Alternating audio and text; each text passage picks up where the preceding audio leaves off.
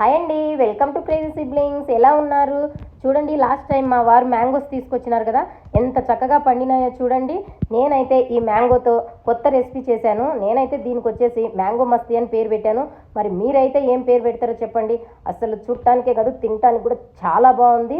అసలు ఎంత టేస్ట్గా ఉందంటే ఇష్టం లేని వాళ్ళు కూడా తింటారు. మరి ఈ ప్రాసెస్ చూపిస్తాను రండి. ఈ ప్రాసెస్ చూసినాక మీరైతే దీనికి ఏం పేరు పెడతారో చెప్పండి.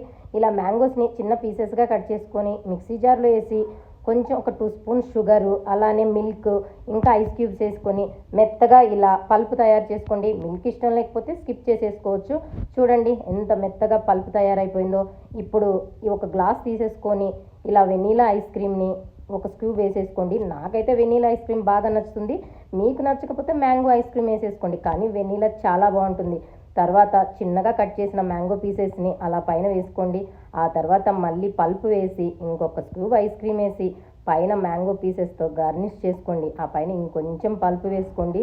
అసలు సూపర్ టేస్ట్ ఉంటుంది.